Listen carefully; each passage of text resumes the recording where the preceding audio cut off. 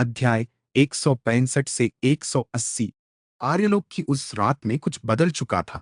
तैशून्य गुरुकुल के ऊपर फैले टूटे हुए आकाश के पार दूर दूर तक बादल भारी होते जा रहे थे। हवा में ऐसी गंध फैल गई थी जो सामान्य लोग पहचान नहीं सकते थे। रक्त, मृत्यु और सड़ी हुई आध्यात्मिक ऊर्जा की गंध। मुझे बांस शिखर पर्वत पर खड़े अनेक शिष्य उत्तर दिशा की ओर भय से देख रहे थे। वहां क्षितिज के पास आकाश धीरे धीरे लाल होता जा रहा था। पहले वह केवल हल्की चमक थी, किंतु अब ऐसा लग रहा था मानो पूरा उत्तर दिशा रक्तिम धुएं में डूब रही हो। उपचार प्रांगण के भीतर वातावरण और भी भारी हो चुका था। आत्मजागरण पूर्वज के आदेश के बाद सभी वरिष्ठ आचार्य एक एक करके मुख्य सभा कक्ष में पहुंचने लगे। उनके चेहरों पर तनाव स्पष्ट था। किसी ने भी पहले कभी ऐसी स्थिति का सामना नहीं किया था जहां पूरा आर्यलोक किसी अदृश्य अंधकार से संक्रमित होने लगे। शिवम अभी भी उपचार शैया पर बैठा था। उसका शरीर अत्यंत कमजोर था। भीतर के पांचों दंतियान अस्थिर थे।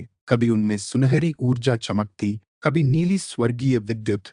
ऐसा लगता मानो उसके भीतर दो प्राचीन शक्तियां संतुलन बनाने का प्रयास कर रही हों। किंतु उससे भी अधिक विचित्र था उसके भीतर जागा हुआ संबंध। अब जब भी रक्तलोक की शक्ति कहीं प्रकट होती, उसके सीने के भीतर हल्की धड़कन उठती। धम उसी क्षण उसे फिर एक झिलमिलाता दृश्य दिखाई दिया। उसने देखा आर्यलोक के उत्तर में स्थित छोटे नगर। लोग भय से घरों के भीतर छिपे हुए हैं। आकाश से लाल रंग की वर्षा गिर रही है और जहां वह वर्षा भूमि को छूती, वहां की मिट्टी काली होने लगती। कुछ लोग उस वर्षा को छूते ही पागलों की तरह चीखने लगते। उनकी आंखें धीरे धीरे रक्तिम हो जाती, फिर वे अपने ही लोगों पर टूट पड़ते। दृश्य तुरंत गायब हो गया। शिवम का चेहरा गंभीर हो उठा। यह केवल ऊर्जा नहीं, उसने भीतर ही भीतर सोचा, यह संक्रमण है। तभी सभा कक्ष के बाहर अचानक तेज कदमों की आवाज गूंजी। एक और संदेशवाहक भीतर भागता हुआ आया। इस बार उसका चेहरा आतंक से विकृत था। आचार्य,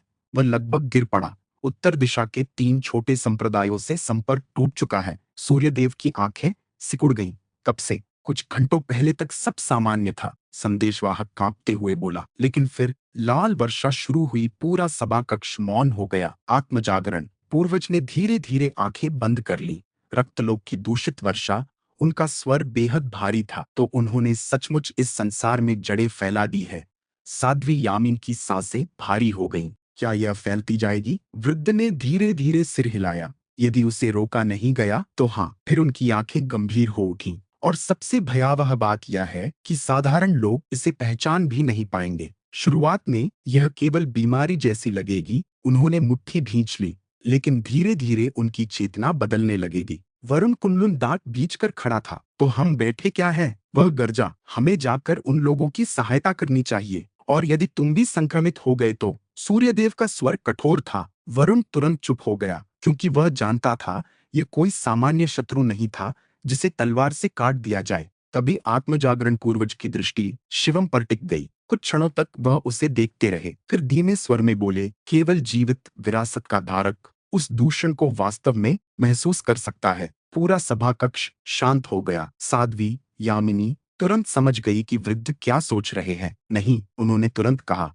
वह अभी इस स्थिति में नहीं है। वास्तव में शिवम का शरीर अभी भी अत्यंत कमजोर था। यदि वह सामान्य साधना भी करता तो उसकी नाड़ियां टूट सकती थीं। किंतु उसी क्षण उसके भीतर फिर वह सुनहरी धड़कन गूंजी। धम, और उसके मन में एक नई अनुभूति उतरी। उत्तर दिशा से आती हुई पीड़ा। वह अजीब था। ऐसा लग रहा था मानो कहीं दूर हजारों आत्माएं भय और निराशा में चीख रही हों। शिवम की आंखें धीरे धीरे सिकुड़ गईं। वे अभी पूरी तरह नहीं बदले। उसने धीमे स्वर में कहा, कुछ लोग अब भी जीवित हैं। यह सुनते ही आत्मजागरण पूर्वज की आंखों में हल्की चमक उभरी।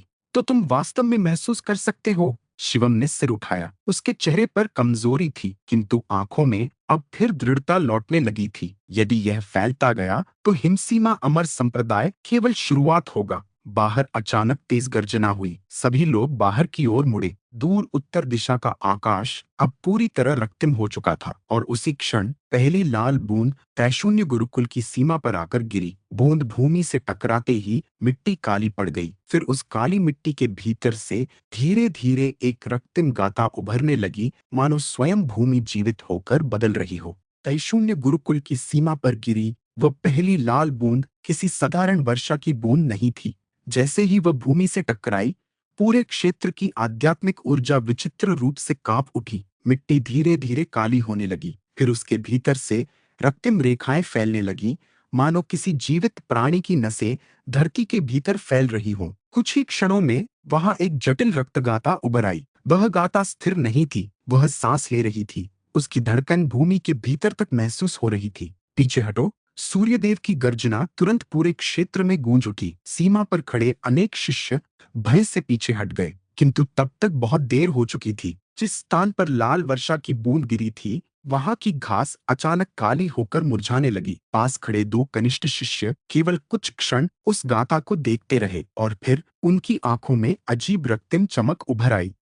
उनमें से एक ने अपना सिर पकड़ लिया। अगले ही क्षण वह पागलों की तरह चीखने लगा। दूसरे शिष्य की नसें काली पड़ने लगी, उसकी सांसें भारी हो गई। उन्हें पीछे ले जाओ! साध्वी यामिनी तुरंत आगे बढ़ी। उनके हाथों से नीली कमल ऊर्जा निकली और दोनों शिष्यों को घेर लिया, किंतु उनके चेहरे पर तुरंत चिंता उभर आई, क्योंकि वह स्पष्ट महसूस कर रही थी यह कोई सामान्य विष नहीं था। वह दूषण सीधे चेतना पर हमला कर रहा था। तभी शिवम धीरे धीरे उपचार प्रांगण से बाहर आया। उसका शरीर अब भी कमजोर था। प्रत्येक कदम पर उसकी नसों में पीड़ा उठ रही थी, किंतु जैसे ही उसकी दृष्टि उस रक्तगाथा पर पड़ी, उसके सीने के भीतर सुनहरी धड़कन गूंज उठी।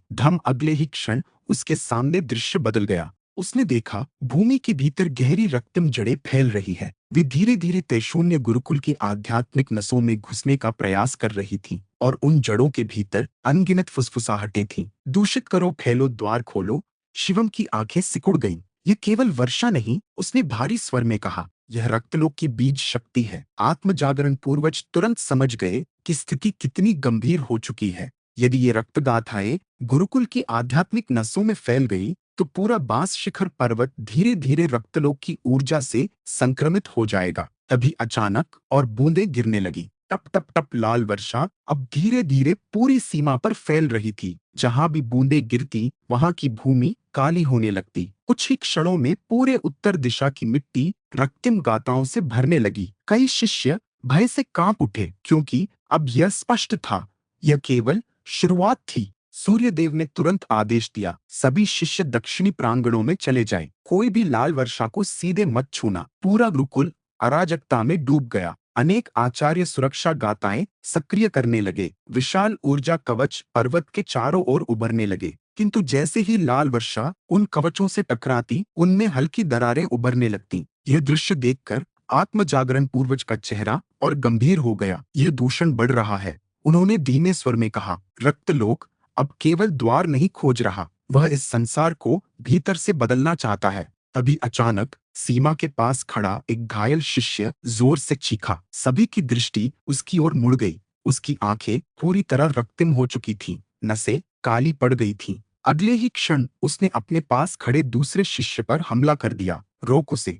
वरुण कुंलुन बिजली की तरह आगे बढ़ा और एक ही प्रहार में उस शिष्य को बेहोश कर दिया, किंतु उसके चेहरे पर भय साफ था। यह इतनी जल्दी? साध्वी यामिनी ने दांत भींच लिए। संक्रमण उनकी चेतना को निगल रहा है। तभी शिवम के भीतर फिर वह सुनहरी धड़कन गूंजी।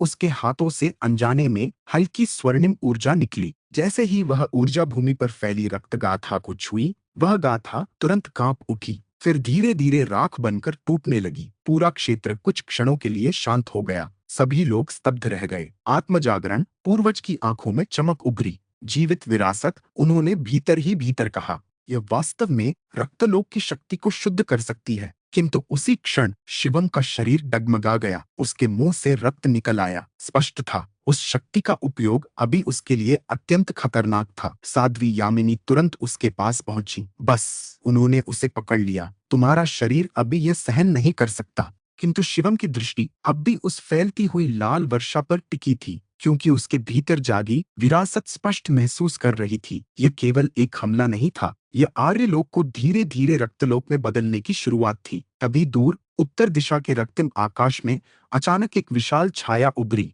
वो बहुत दूर थी, किंतु उसकी आकृति स्पष्ट रूप से मानव जैसी थी और उसकी आंखें पूरी तरह रक्तिम थी। अगले ही क्षण पूरे आर्यलोक में एक भारी फुसफुसाहट गूंजी। पहला दूत उतर चुका है। तैशून्य गुरुकुल के ऊपर फैला रक्तिम आकाश अब पहले से अधिक भयावह हो चुका था। लाल वर्षा लगातार गिर रही थी। उसकी प्रत्येक बूंद भूमि को दूषित कर रही थी। जहां जहां वह वर्षा गिरती, वहां की मिट्टी काली पड़ जाती और उसके भीतर से रक्तिम गाथाएं उभरने लगती। पूरा बांस शिखर पर्वत अब किसी जीवित संक्रमण के विरुद्ध संघर्ष करता दिखाई दे रहा था। सुरक्षा कवच लगातार चमक रहे थे, किंतु उन पर गिरती लाल बूंदें धीरे धीरे उन्हें भी कमजोर करने लगी थीं।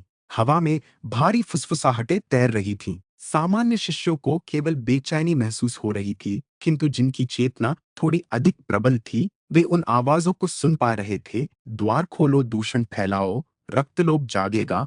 पूरा वातावरण मानसिक दबाव से भर चुका था। अनेक कनिष्ठ शिष्य भय से कांप रहे थे। कुछ तो केवल उस फुसफुसाहट को सुनकर ही चेतना खो बैठे। और तभी उत्तर दिशा के रक्तिम आकाश में उभरी वह विशाल छाया धीरे धीरे स्पष्ट होने लगी। पूरा गुरुकुल एक साथ शांत हो गया। सभी की दृष्टि उसी दिशा में टिक गई। वह आकृति अत्यंत दूर थी, किंतु उसकी उपस्थिति इतनी भारी थी कि ऐसा लग रहा था मानो स्वयं आकाश उसके भार से झुक रहा हो। धीरे धीरे उसका स्वरूप स्पष्ट हुआ। वह एक मानव जैसी आकृति थी, किंतु सामान्य मनुष्य से कई गुना विशाल। उसके शरीर पर रक्तिम कवच था, जो किसी जीवित मांस की तरह धड़क रहा था। उसके पीछे काले धुएं जैसी ऊर्जा फैल रही थी और उसकी आंखें वे पूर्णतः रक्तिम थीं। उनमें कोई भावना नहीं थी, केवल भूख। जैसे ही उसकी दृष्टि तैशून्य गुरुकुल की ओर मुड़ी, अनेक शिष्यों के शरीर कांप उठे। कुछ के घुटने स्वयं झुक गए। साध्वी यामिनी की आंखें सिकुड़ गईं। ये उनके स्वर में अविश्वास था। आत्मजागरण पूर्वज का चेहरा पूरी तरह गंभीर हो चुका था। रक्तलोक का दूत, उन्होंने धीरे से कहा, तो उन्होंने सचमुच किसी अस्तित्व को इस संसार में उतार दिया। वरुण कुल्लुल ने अपनी तलवार कसकर पकड़ ली। बस एक दूत, उसने दांत भींचे तो उसे यहीं खत्म कर देते हैं। किंतु सूर्यदेव ने तुरंत उसका हाथ पकड़ लिया। मूर्खता मत करो।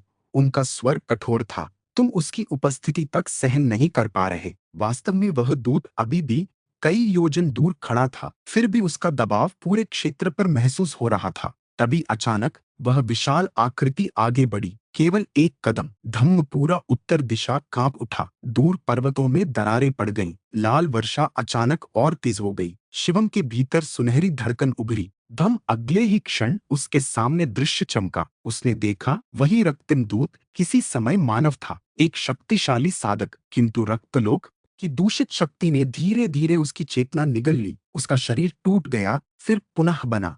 अंततः वह केवल रक्तलोक की इच्छा का पात्र रह गया। दृश्य गायब हो गया। शिवम की आंखें गंभीर हो उठी। वह जीवित नहीं है, उसने धीमे स्वर में कहा। सभी उसकी ओर मुड़े। क्या मतलब? सूर्यदेव ने पूछा। शिवम ने कठिनाई से सांस ली। उसकी आत्मा समाप्त हो चुकी है। वह केवल रक्तलोक की इच्छा से चल रहा शरीर है। ये सुनते ही पूरे सभा कक्ष में ठंडी लहर दौड़ गई। तभी उत्तर दिशा में खड़ा वह दूत धीरे धीरे अपना सिर उठाने लगा।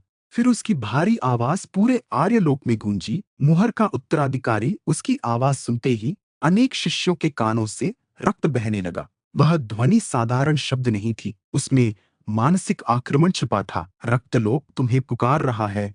शिवम के भीतर सुनहरी ऊर्जा तुरंत सक्रिय हो गई। उसके आसपास हल्की स्वर्णिम रोशनी फैल गई, जिसने उस मानसिक दबाव को रोका। किंतु उसके शरीर की नसों में तुरंत दर्द उठने लगा। वह अभी भी पूरी तरह स्वस्थ नहीं था। रक्तलोक दूत की रक्तिम आंखें सीधे उस पर टिक गई। फिर उसने धीरे धीरे अपना हाथ आगे बढ़ाया। उसके हाथ के ऊपर रक्तिम गाथाएं घूमने लगी। अगले ही क्षण दूर उत्तर दिशा का आकाश फट गया। वहां एक छोटी रक्तिम दरार खुली और उसके भीतर से अनगिनत काली छायाएं बाहर निकलने लगी। पूरा तैशून्य गुरुकुल सन्न रह गया, क्योंकि वे छायाएं किसी सेना जैसी दिखाई दे रही थीं। आत्मजागरण पूर्वज की आंखों में बिजली चमकी। तो यह केवल संदेशवाहक नहीं, उनका स्वर भारी हो गया। यह अग्रदूत है। तभी रक्तलोक दूत की आवाज फिर गूंजी। पहला द्वार खुल चुका है। उसके पीछे रक्तिम सेना धीरे धीरे आगे बढ़ने लगी और शीघ्र ही पूरा आर्यलोक रक्तलोक की भूमि बन जाएगा। बाहर लाल वर्षा अब तूफान में बदल चुकी थी और उसी क्षण तैशून्य गुरुकुल की उत्तरी सुरक्षा गाथाओं में पहली बड़ी दरार उभर आई। शून्य गुरुकुल की उत्तरी सुरक्षा गाथा में उभरी वह पहली विशाल दरार किसी साधारण टूटन जैसी नहीं थी। जैसे ही लाल वर्षा उस स्थान पर लगातार गिरती रही, नीली सुरक्षा ऊर्जा धीरे धीरे काली पड़ने लगी। फिर अचानक पूरी गाथा कांपी। बार चर्राक एक भारी ध्वनि पूरे बांस शिखर पर्वत में गूंज उठी और अगले ही क्षण उत्तरी आकाश में फैला विशाल ऊर्जा कवच बीच से फट गया। नीचे खड़े अनेक शिष्यों के चेहरों का रंग उड़ गया, क्योंकि अब उनके और उस रक्तलोक सेना के बीच कोई वास्तविक सुरक्षा नहीं बची थी। लाल वर्षा सीधे पर्वत की ढलानों पर गिरने लगी। जहां जहां बूंदें गिरती, वहां की भूमि दूषित हो जाती। बांसवन काले पड़ने लगे। कुछ स्थानों पर पेड़ों की जड़ें तक रक्तिम हो गईं। हवा में फैली आध्यात्मिक ऊर्जा धीरे धीरे भारी और विषैली होने लगी। सभी कनिष्ठ शिष्य तुरंत दक्षिणी क्षेत्र में जाएं। सूर्यदेव की गर्जना पूरे गुरुकुल में गूंज उठी। कोई भी अकेला मत रहे। पूरा तयशून्य गुरुकुल अराजकता में डूब गया। घायल शिष्यों को उठाया जाने लगा। आचार्य नई सुरक्षा गाथाएं बनाने का प्रयास कर रहे थे, किंतु हर बार जब वे कोई नई गाथा बनाते, लाल वर्षा उस पर गिरते ही उसे धीरे धीरे खा जाती। ऐसा लगता मानो रक्तलोक की शक्ति स्वयं इस संसार के नियमों को दूषित कर रही हो। ऊपर उत्तर दिशा में खड़ा रक्तलोक दूत स्थिर था। उसकी विशाल रक्तिम आंखें पूरे पर्वत को देख रही थी। उसके पीछे खुली रक्तिम दरार अब और बड़ी हो चुकी थी। उसके भीतर से निकलती काली छायाएं धीरे धीरे स्पष्ट होने लगीं। वे मानव नहीं थीं। कुछ 4 हाथों वाले विकृत जीव थे, कुछ आधे पशु और आधे मनुष्य जैसे, और कुछ केवल धुएं और हड्डियों से बने हुए प्रतीत हो रहे थे। उनकी आंखों में केवल रक्तिम भूख थी, और सबसे भयावह बात, उनकी संख्या लगातार बढ़ रही थी। वरुण कुंडुन की मुट्ठियां कांप उठी। ये कितने हैं? उसका स्वर धीमा पड़ गया। आत्मजागरण पूर्वज की आंखें गंभीर हो उठी। यह पूरी सेना नहीं है, उन्होंने बहुत धीमे स्वर में कहा। यह केवल अग्रिम दल है। ये सुनते ही आसपास खड़े सभी आचार्यों के भीतर ठंडी लहर दौड़ गई। यदि यह केवल अग्रिम सेना थी, तो वास्तविक रक्तलोक कितना भयावह होगा। तभी शिवम के भीतर फिर सुनहरी धड़कन उठी। धम उसके सामने फिर दृश्य चमका। उसने देखा, आर्यलोक के उत्तर में कई छोटे नगर पहले ही दूषित हो चुके हैं। लोग एक दूसरे को मार रहे हैं। मंदिरों की पवित्र गाथाएं रक्तिम हो चुकी हैं, और उन सबके ऊपर आकाश में ऐसे ही रक्तलोक दूत खड़े हैं। फिर उसने कुछ और देखा। हिमसीमा अमर संप्रदाय का टूटा हुआ मुख्य पर्वत, उसके नीचे गहरी भूमिगत दरार, और उसके भीतर कुछ जीवित लोग। उनकी आंखें पूरी तरह रक्तिम थीं, किंतु वे साधारण दूषित लोग नहीं थे। वे मंत्र जप रहे थे।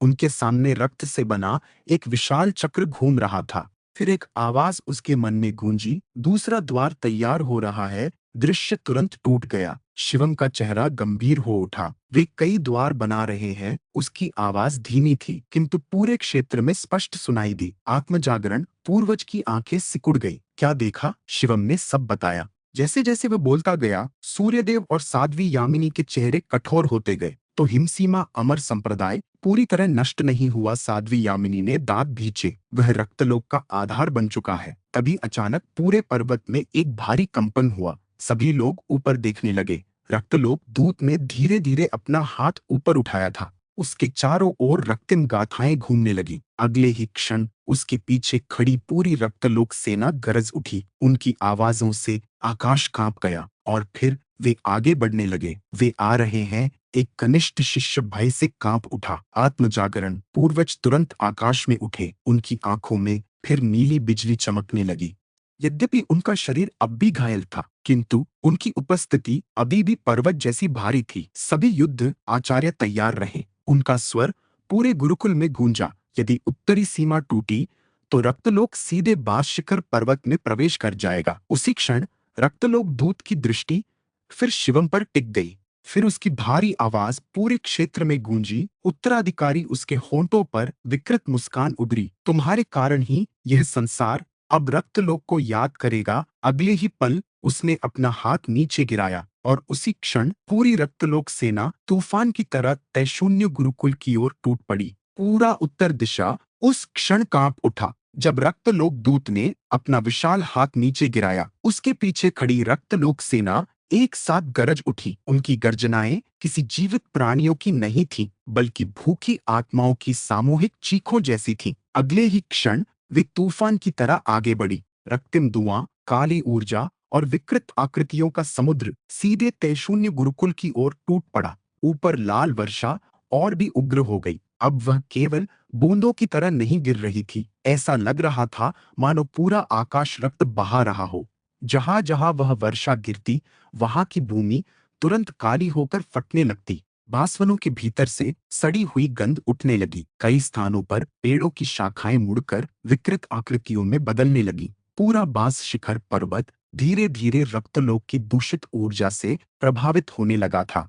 युद्ध गठन। सूर्यदेव की गर्जना बिजली की तरह पूरे पर्वत में गूंज उठी। अगले ही क्षण तैशून्य गुरुकुल के युद्ध आचार्य आकाश में उठ गए। उनके चारों ओर विभिन्न तत्वों की शक्तियां घूमने लगी। अग्नि, वायु, जल, धातु और विद्युत। पर्वत के चारों ओर विशाल युद्ध गाथाएं सक्रिय होने लगी। अनेक वरिष्ठ शिष्य अपने अपने हथियार निकाल चुके थे, किंतु उनके चेहरों पर स्पष्ट भय था, क्योंकि सामने खड़ी वह सेना किसी भी साधारण शत्रु जैसी नहीं थी। रक्तलोक के वे विकृत जीव जैसे जैसे निकट आ रहे थे, उनकी आकृतियां और भयावह होती जा रही थीं। कुछ के शरीर पर हड्डियों की परतें थीं, कुछ के पेट फटे हुए थे, जिनके भीतर रक्तिम धुआं घूम रहा था। कुछ जीवों के सिर ही नहीं थे, किंतु उनकी छाती पर विशाल रक्तिम नेत्र खुले हुए थे। और सबसे डरावनी बात, उनमें से प्रत्येक के भीतर से वही फुसफुसाहट निकल रही थी। रक्त दूषण द्वार पूरा वातावरण मानसिक दबाव से भरता जा रहा था। तभी अग्रिम पंक्ति में खड़े कुछ कनिष्ठ शिष्य अचानक कांप उठे।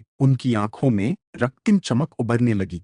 नहीं, उनमें से एक चीखा, मेरे सिर में आवाजें। अगले ही क्षण उसने अपने ही साथी पर तलवार चला दी। पीछे हटो। साध्वी यामिनी तुरंत आगे बढ़ी। उनके चारों ओर नीले कमल घूमने लगे। उन्होंने अपनी चेतना शक्ति से उन शिष्यों को बेहोश कर दिया, किंतु उनके चेहरे पर भय स्पष्ट था। केवल उनकी उपस्थिति ही चेतना को दूषित कर रही है। तभी रक्तलोक सेना की पहली पंक्ति पर्वत की उत्तरी सीमा से टकराई। धड़ाम! पूरा बांस शिखर कांप उठा। विशाल सुरक्षा गाथाएं चमकी, किंतु अगले ही क्षण उन पर काली दरारें फैलने लगी। रक्तलोक के जीव अपने शरीरों से निकलती दूषित ऊर्जा सीधे गाथाओं पर फेंक रहे थे। जहां वह ऊर्जा गिरती, वहां स्वर्णिम और नीली गाथाएं धीरे धीरे सड़ने लगती। आत्म जागरण। पूर्वज की आंखों में बिजली चमकी। स्वर्गीय दंड गाथा। अगले ही क्षण आकाश से विशाल नीली बिजली गिरी और रक्तलोक सेना की अग्रिम पंक्ति पर टूट पड़ी। धड़ाम!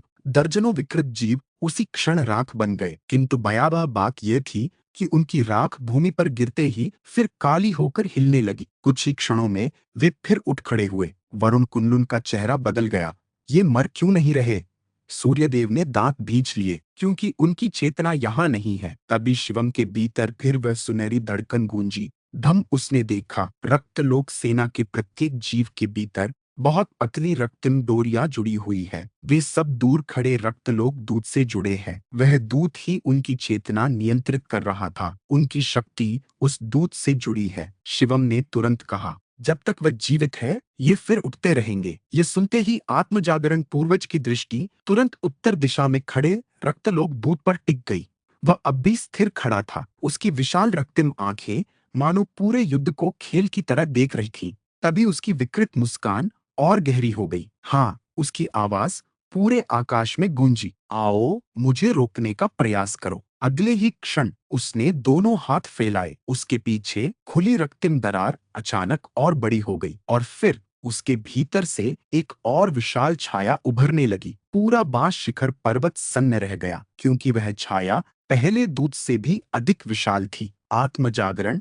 पूर्वज की आंखों में पहली बार वास्तविक चिंता उभरी। दूसरा दूत, उन्होंने भीतर ही भीतर कहा, और उसी क्षण तैशून्य गुरुकुल की उत्तरी दीवार पूरी तरह टूट गई। तैशून्य गुरुकुल की उत्तरी दीवार के टूटते ही पूरा बांस शिखर पर्वत ऐसे कांपा मानो किसी विशाल प्राणी ने उसकी आत्मा को पकड़कर झकझोर दिया हो। टूटे हुए पत्थरों और बिखरी गाताओं के बीच से रक्तलोक की दूषित ऊर्जा सीधे पर्वत के भीतर प्रवेश करने लगी। लाल वर्षा अब किसी प्राकृतिक आपदा जैसी नहीं लग रही थी। वह जीवित थी। उसकी प्रत्येक बूंद भूमि को बदल रही थी। उत्तरी क्षेत्र की मिट्टी पूरी तरह काली पड़ चुकी थी। वहां उगने वाले बांस अब रक्तिम नसों से भर गए थे। कुछ पेड़ों की शाखाएं धीरे धीरे मुड़कर विकृत मानव आकृतियों जैसी बनने लगी। हवा में फैलती फुसफुसाहटें अब और स्पष्ट थीं। द्वार, रक्त उत्तराधिकारी, अनेक कनिष्ठ शिष्य अपने कान पकड़कर घुटनों के बल गिर पड़े। उनकी चेतना उस मानसिक दबाव को सहन नहीं कर पा रही थी।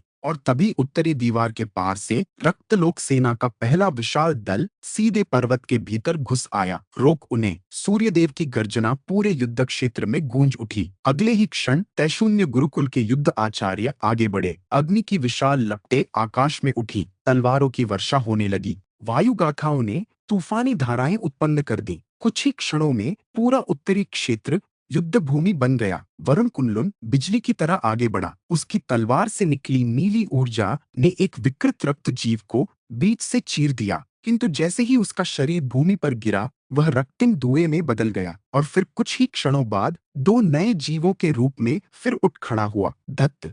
वरुण दांत भींचकर पीछे हट गया। ये खत्म ही नहीं हो रहे। साध्वी यामिनी अपनी कमल गाताओं से दूषित शिष्यों को बचाने में लगी थी। उनके चारों ओर घूमते नीले कमल जैसे ही किसी संक्रमित व्यक्ति को छूते उसके शरीर में फैलती रक्तिम नसें कुछ क्षणों के लिए शांत हो जाती, किंतु यह केवल अस्थायी था। दूषण फिर लौट आता। उनके चेहरे पर चिंता और बढ़ती जा रही थी, क्योंकि वह स्पष्ट समझ रही थी, यदि रक्त वर्षा यूं ही चलती रही तो पूरा गुरुकुल धीरे धीरे भीतर से टूट जाएगा। ऊपर आकाश में आत्म जागरण पूर्वज और रक्तलोक दूत आमने सामने खड़े थे। दोनों की उपस्थिति इतनी भारी थी कि उनके आसपास की हवा तक फट रही थी। रक्तलोक दूत की रक्तिम आंखों में विकृत आनंद था। देखो! उसकी आवाज पूरे पर्वत में गूंजी। तुम्हारा संसार कितनी जल्दी टूटता है। आत्म जागरण पूर्वज की आंखों में नीली बिजली चमकी। जब तक मैं जीवित हूँ, तुम इस भूमि को पूरी तरह दूषित नहीं करोगे। अगले ही क्षण उन्होंने हाथ उठाया। आकाश में विशाल विद्युत गाथाएं चमक उठी। स्वर्गीय दंड, विद्युत वर्षा, हजारों नीली बिजली की धाराएं एक साथ नीचे गिरी। पूरा उत्तरी क्षेत्र प्रकाश से भर गया। दर्जनों रक्तजीव उसी क्षण राख बन गए। कुछ दूषित भूमि तक जल गई, किंतु उसी समय रक्तलोक दूत ने अपनी हथेली आगे बढ़ाई। उसके हाथ के भीतर घूमती रक्तिम गाथाएं अचानक सक्रिय हो गईं और फिर उसने हंसना शुरू किया। बहुत देर हो चुकी है। अगले ही पल उसके पीछे खुली विशाल रक्तिम दरार और चौड़ी हो गई। पूरा आकाश कांप उठा। उसके भीतर से निकलती दूसरी विशाल छाया अब स्पष्ट होने लगी। इस बार जो बाहर आ रहा था वह पहले दूत से भी अधिक भयावह था। उसकी आकृति मानव जैसी नहीं थी। वह चार पैरों पर चलने वाला विशाल रक्तिम प्राणी था। उसकी पीठ पर अनगिनत हड्डियों के कांटे उभरे हुए थे। उसके मुख से काला धुआं निकल रहा था और उसकी आंखें वे रक्तिम नहीं थीं, वे पूरी तरह काली थीं। जैसे ही उसका सिर दरार से बाहर आया, पूरा पर्वत भारी दबाव में झुक गया। कई शिष्य उसी क्षण बेहोश होकर गिर पड़े। सूर्यदेव का चेहरा बदल गया। ये क्या है? आत्म जागरण पूर्वज की आंखें पहली बार सचमुच कठोर हो गईं। रक्तलोक का युद्ध पशु उनका स्वर भारी था। उन्होंने सीधे आक्रमण का निर्णय कर लिया है। तभी शिवम के भीतर सुनहरी धड़कन फिर गूंजी। धम उसके सामने फिर दृश्य चमका। उसने देखा प्राचीन युद्ध। ऐसे ही युद्ध पशु स्वर्गीय नगरों को रौंद रहे हैं। लाखों साधक मर रहे हैं और उन सबके ऊपर रक्तलोक के दूत हंस रहे हैं। फिर अचानक दृश्य बदल गया। उसने हिमसीमा अमर संप्रदाय के नीचे बन रही दूसरी दरार देखी। इस बार वह पहले से बड़ी थी। उसके चारों ओर रक्तिम वस्त्र पहने दूषित साधक खड़े थे और उनके मध्य हिमशीत, किंतु उसकी आंखें अब पूरी तरह रक्तिम थीं। उसके चेहरे पर कोई मानव भावना नहीं बची थी। फिर एक फुसफुसाहट उसके मन में गूंजी, दूसरा द्वार पूर्ण होने वाला है। दृश्य टूट गया। शिवम का चेहरा तुरंत गंभीर हो उठा। वे केवल यहाँ हमला नहीं कर रहे, उसने भारी स्वर में कहा। वे समय खरीद रहे हैं। सभी उसकी ओर मुड़े। हिसीमा अमर संप्रदाय के नीचे दूसरा द्वार लगभग खुल चुका है। ये सुनते ही पूरे युद्ध क्षेत्र में ठंडी लहर दौड़ गई, क्योंकि अब सब समझ चुके थे, यदि दूसरा द्वार भी खुल गया तो शायद पूरा आर्यलोक वास्तव में रक्तलोक के लिए खुल जाएगा। त्रैशून्य गुरुकुल के ऊपर फैला रक्तिम आकाश अब किसी अंतहीन दुस्वप्न जैसा प्रतीत हो रहा था। उत्तरी दीवार पूरी तरह टूट चुकी थी। उसके पार से रक्तलोक सेना लगातार भीतर घुसती जा रही थी। विकृत रक्तजीव पर्वत की ढलानों पर दौड़ रहे थे। कुछ शिष्यों पर टूट पड़ते, कुछ सुरक्षा गाथाओं को अपने रक्तम विष से दूषित करते। पूरा उत्तरी क्षेत्र चीखों, विस्फोटों और गर्जनाओं से कांप रहा था। लाल वर्षा लगातार गिर रही थी। अब वह केवल भूमि को नहीं बल्कि हवा तक को दूषित करने लगी थी। जहां उसकी बूंदें गिरती, वहां आध्यात्मिक ऊर्जा धीरे धीरे सड़ने लगती। तैशून्य गुरुकुल की कई छोटी ऊर्जा नसें पहले ही काली पड़ चुकी थीं, और इसी अराजकता के मध्य शिवम के शब्द पूरे युद्ध क्षेत्र में भारी होकर गूंज उठे। हिमसीमा अमर संप्रदाय के नीचे दूसरा द्वार लगभग खुल चुका है। कुछ क्षणों तक पूरा वातावरण स्तब्ध रह गया, क्योंकि यह समाचार उत्तरी दीवार के टूटने से भी अधिक भयावह था। यदि दूसरा द्वार सचमुच खुल गया तो इसका अर्थ था कि रक्तलोक केवल एक दिशा से नहीं बल्कि कई स्थानों से आर्यलोक में प्रवेश करने लगेगा। सूर्यदेव की आंखें कठोर हो गईं।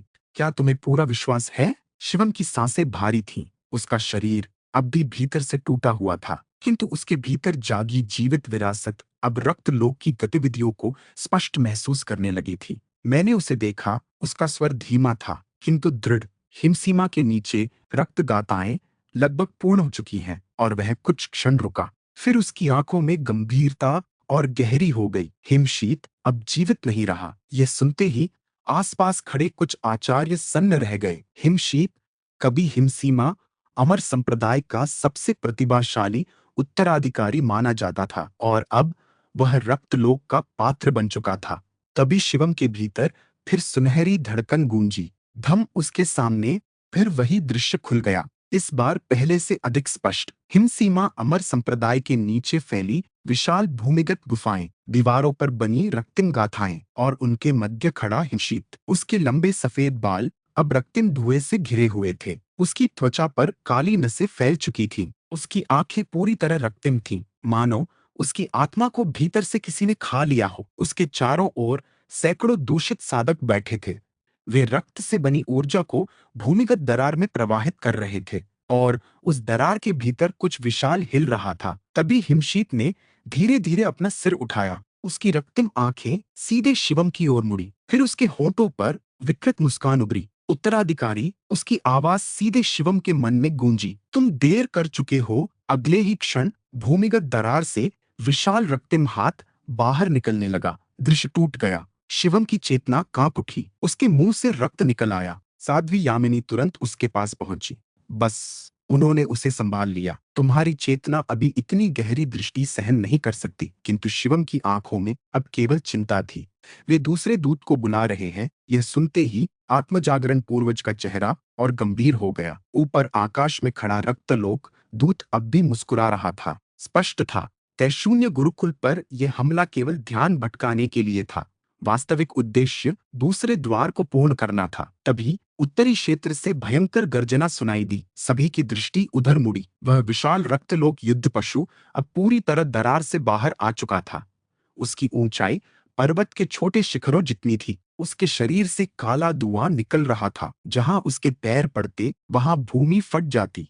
उसकी पीठ पर उभरे हड्डी कांटों के बीच कृत्रिम बिजली चमक रही थी। अगले ही क्षण उसने गर्जना की। ग्रार! पूरी पर्वतमाला कांप उठी। अनेक शिष्य अपने कान पकड़कर गिर पड़े। कुछ की चेतना तुरंत टूट गई। वरुण कुनलुन ने दांत भींच लिए। अगर वह भीतर घुस आया, सूर्यदेव ने उसका वाक्य पूरा किया, तो दक्षिणी प्रांगण तक सब समाप्त हो जाएगा। तभी रक्तलोक दूत की आवाज फिर गूंजी। डरो! उसकी हंसी पूरे आकाश में फैल गई, क्योंकि यह तो केवल शुरुआत है। अगले ही क्षण वह विशाल युद्ध पशु सीधे तैशून्य गुरुकुल की ओर दौड़ पड़ा। उसकी गति इतनी भारी थी कि पूरा बांस शिखर पर्वत भूकंप की तरह कांपने लगा। और उसी समय दूर उत्तर दिशा में हिमसीमा अमर संप्रदाय के नीचे छिपी दूसरी रक्तिम दरार अचानक चमक उठी। तैशून्य गुरुकुल के ऊपर फैली रक्तिम रात अब किसी संसार के अंत जैसी प्रतीत हो रही थी।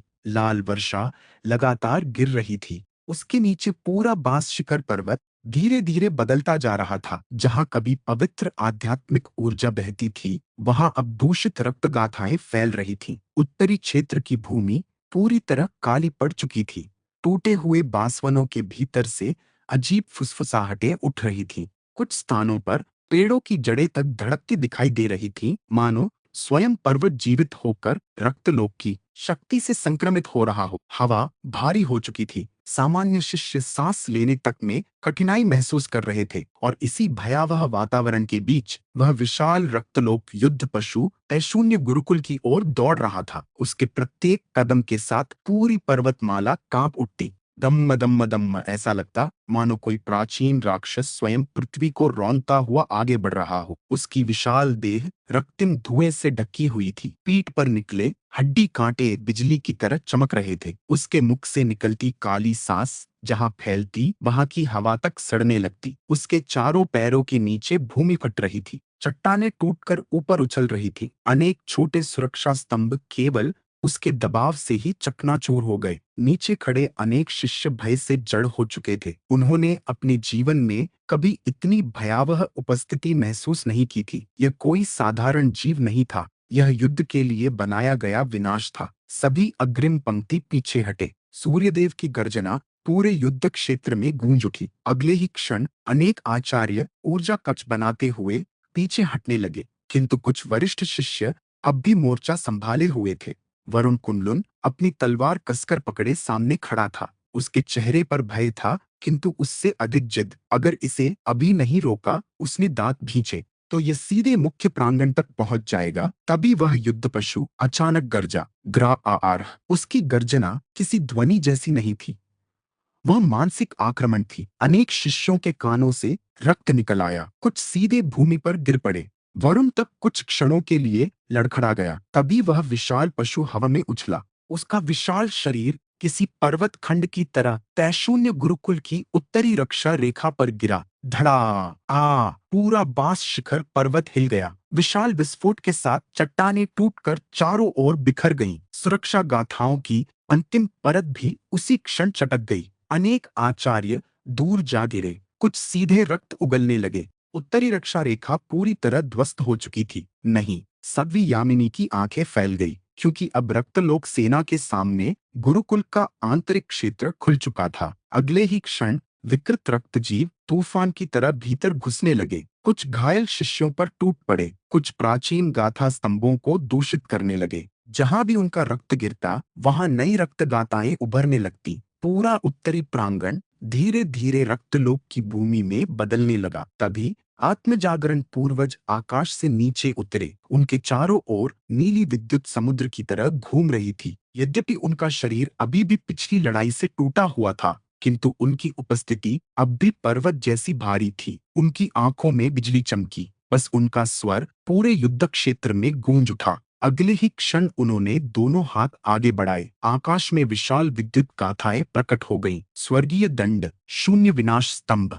पूरा आकाश नीली रोशनी से भर गया। फिर हजारों विद्युत रेखाएं एक विशाल स्तंभ में बदलकर सीधे युद्ध पशु पर गिरी। धड़ाम। विस्फोट इतना भयानक था कि पूरा उत्तरी क्षेत्र प्रकाश में डूब गया। कई रक्तजीव उसी क्षण राख बन गए। युद्ध पशु की विशाल देह पीछे धकेल दी गई। उसकी पीठ पर निकले हड्डी कांटे टूटने लगे। पहली बार उसकी गर्जना में पीड़ा सुनाई दी। नीचे खड़े शिष्यों के चेहरों पर आशा की चमक उभरी, किंतु उसी क्षण ऊपर खड़ा रक्तलोक दूत हंसने लगा। उसकी विकृत हंसी पूरे आकाश में फैल गई। तुम अब भी समझ नहीं रहे? उसकी रक्तिम आंखों में पागलपन चमका। यह युद्ध जीतने के लिए नहीं, उसने धीरे धीरे हाथ उठाया, तुम्हें थकाने के लिए है। अगले ही क्षण दूर उत्तर दिशा का आकाश फिर कांप उठा। हिमसीमा अमर संप्रदाय की दिशा से रक्तिम प्रकाश की विशाल लहर उठी। पूरा आर्यलोक कुछ क्षणों के लिए लाल हो गया और उसी समय शिवम के भीतर सुनहरी धड़कन हिंसक रूप से गूंज उठी।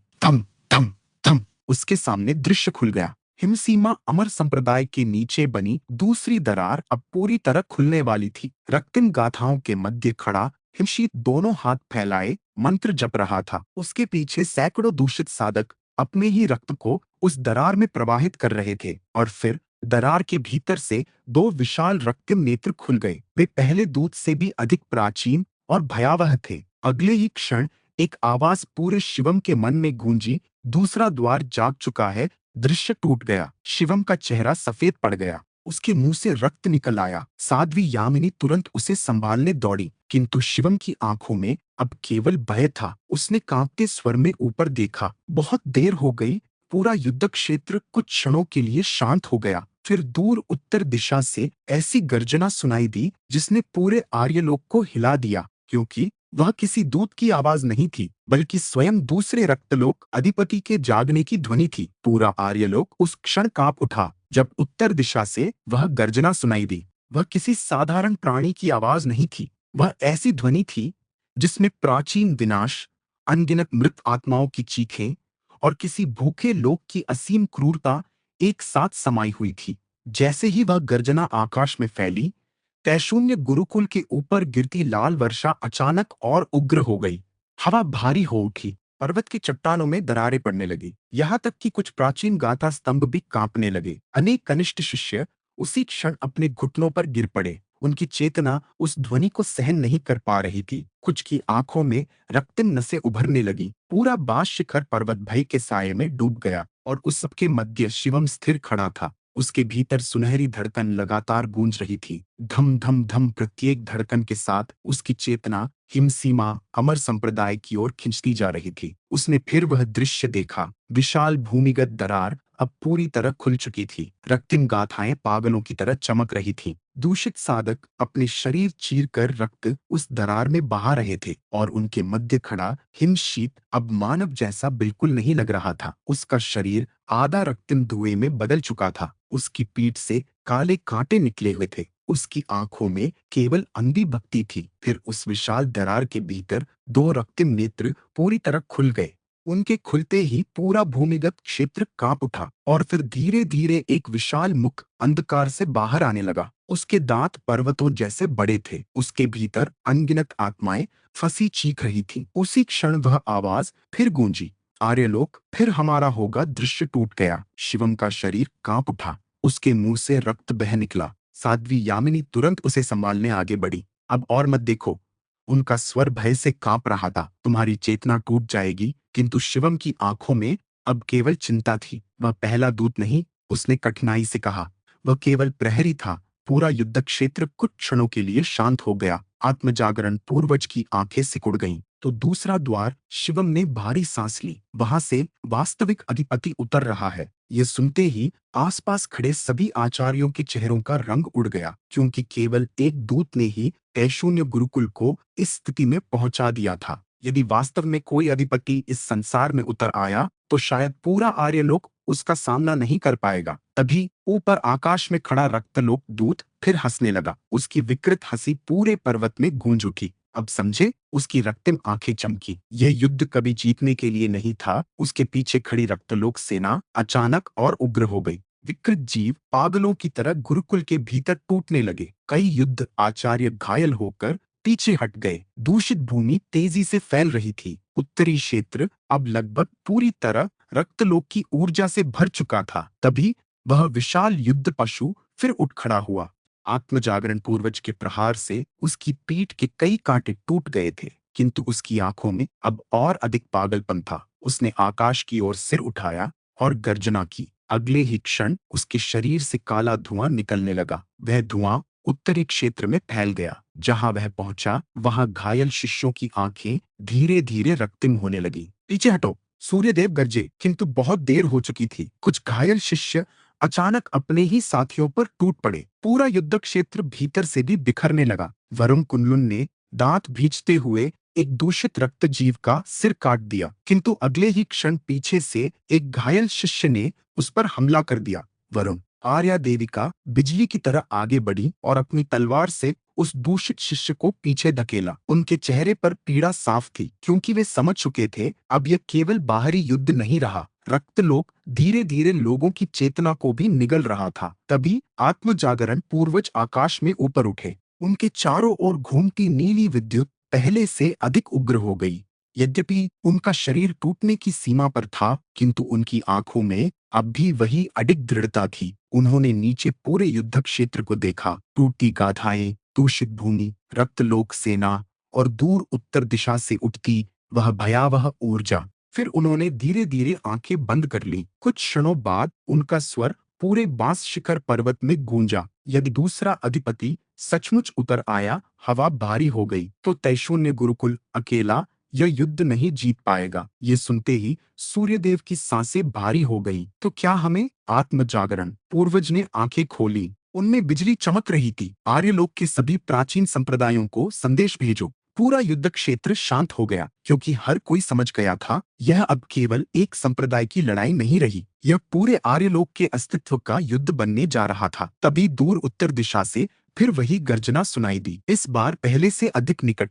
और उसी क्षण हिमसीमा अमर संप्रदाय के ऊपर का पूरा आकाश बीच से फट गया। हिमसीमा अमर संप्रदाय के ऊपर का आकाश जब बीच से फटा, तब ऐसा लगा मानो स्वयं स्वर्ग की सीमा किसी अदृश्य शक्ति द्वारा चीर दी गई हो। उस दिशा से उठती रक्तिम रोशनी अब केवल दूर की चमक नहीं रह गई थी, पूरा उत्तर आकाश रक्त से रंगा हुआ प्रतीत हो रहा था। तैशून्य गुरुकुल से हजारों योजन दूर होने के बावजूद उसकी ऊर्जा यहाँ तक महसूस हो रही थी। हवा भारी हो चुकी थी, प्रत्येक सांस के साथ ऐसा लगता मानो दूषित रक्त भीतर उतर रहा हो। लाल वर्षा अब आंधी में बदल चुकी थी, उसकी बूंदें चट्टानों पर गिरते ही धुआं छोड़ रही थी। बांस शिखर पर्वत के अनेक हिस्से पूरी तरह काले पड़ चुके थे। प्राचीन बांसवन, जिन्हें सदियों से आध्यात्मिक ऊर्जा का स्रोत माना जाता था, अब मृत जंगल जैसे दिखाई देने लगे थे। उनके तनों पर रक्तिम नसें फैल रही थीं। कुछ बांसों के भीतर से धीमी फुसफुसाहटें निकल रही थीं। कई घायल शिष्य उन आवाजों को सुनकर पागल की तरह अपने सिर पीटने लगे थे। पूरा गुरुकुल केवल बाहरी युद्ध नहीं, बल्कि मानसिक और आध्यात्मिक पतन से भी लड़ रहा था। उत्तरी युद्ध क्षेत्र में रक्तलोक सेना लगातार आगे बढ़ रही थी। टूटे हुए सुरक्षा स्तंभों के बीच विकृत रक्तजीव चढ़ते जा रहे थे। कुछ चार पैरों वाले पशुओं जैसे थे, जिनके शरीर पर मानव चेहरों की परतें चिपकी हुई थीं। कुछ बिना त्वचा के थे, जिनकी नसों में रक्तिम ऊर्जा बहती दिखाई दे रही थी। कुछ तो केवल काले धुएं और हड्डियों से बने प्रतीत होते थे। वे मरते नहीं थे। जितनी बार उन्हें काटा जाता, उनका शरीर टूटकर फिर दूषित भूमि से जुड़ जाता। पूरा उत्तरी क्षेत्र रक्तलोक की जीवित भूमि में बदलने लगा था। पीछे मत हटना! सूर्यदेव की गर्जना बार बार युद्ध क्षेत्र में गूंज रही थी। उनके चारों ओर अग्नि समुद्र की तरह फैल रही थी। उनकी हथेली से निकली अग्नि गाथाएं दर्जनों रक्त जीवों को जलाकर राख कर देती, किंतु अगले ही क्षण दूषित भूमि से नई छायाएं निकल आती। उनके चेहरे पर पहली बार थकान स्पष्ट दिखाई दे रही थी, क्योंकि यह ऐसा युद्ध था जहां शत्रु का अंत दिखाई ही नहीं दे रहा था। वरुण, कुनलुन, रक्त और धुएं से भरे युद्ध क्षेत्र में तलवार घुमाता आगे बढ़ रहा था। उसके वस्त्र कई स्थानों से फट चुके थे, बाहों पर गहरे घाव थे, किंतु उसकी आंखों में अब भी वही उग्र जिद जल रही थी। उसने एक विकृत रक्तजीव का सिर काटा, फिर दूसरे को लात मारकर पीछे फेंका, किंतु अगले ही क्षण पीछे से एक दूषित शिष्य उस पर टूट पड़ा। उसकी आंखें पूरी तरह रक्तिम थीं। वरुण कुछ क्षणों के लिए जड़ हो गया, क्योंकि वह वही कनिष्ठ शिष्य था जिसे उसने कुछ दिन पहले तलवार अभ्यास सिखाया था। वरुण आर्या देवी का बिजली की तरह आगे बढ़ी। उनकी नीली तलवार चमकी और उन्होंने उस दूषित शिष्य को बेहोश कर दिया। उनके चेहरे पर पीड़ा साफ दिखाई दे रही थी, क्योंकि हर बीतते क्षण के साथ यह युद्ध और क्रूर होता जा रहा था। अब वे केवल राक्षसों से नहीं लड़ रहे थे, बल्कि अपने ही लोगों को रक्तलोक से बचाने का प्रयास कर रहे थे। दूसरी ओर साध्वी यामिनी उपचार क्षेत्र के मध्य खड़ी थी। उनके चारों ओर हजारों नीले कमल घूम रहे थे। वे लगातार घायल शिष्यों की चेतना स्थिर करने का प्रयास कर रही थीं, किंतु उनके माथे पर पसीना दिखाई देने लगा था। दूषण बहुत तेजी से फैल रहा था। कई शिष्यों की नसों में रक्तिम रेखाएं उभर रही थीं। कुछ तो अचानक चीखते हुए अपने साथियों पर टूट पड़ते। साध्वी यामिनी की आंखों में भय गहराता जा रहा था, क्योंकि उन्हें पहली बार महसूस हो रहा था कि यदि यह युद्ध लंबे समय तक चला, तो शायद पूरा गुरुकुल भीतर से टूट जाएगा। और उस सब के बीच शिवम खड़ा था। उसका शरीर अब भी पूरी तरह स्वस्थ नहीं हुआ था। प्रत्येक सांस के साथ उसकी नसों में दर्द उठता। भीतर पांचों दंतियान अस्थिर घूम रहे थे। कभी उनमें स्वर्णिम ऊर्जा चमकती, कभी नीली विद्युत, किंतु सबसे भयावह परिवर्तन उसकी चेतना में आया था। अब वह रक्तलोक की शक्ति को केवल देख नहीं रहा था, महसूस कर रहा था। जैसे ही उत्तर दिशा से वह दूसरी गर्जना उठी, उसके भीतर सुनहरी धड़कन हिंसक रूप से गूंज उठी। धम धम धम। अगले ही क्षण उसकी चेतना फिर हिमसीमा अमर संप्रदाय की ओर खिंच गई। उसने देखा विशाल भूमिगत दरार अब पहले से कई गुना बड़ी हो चुकी थी।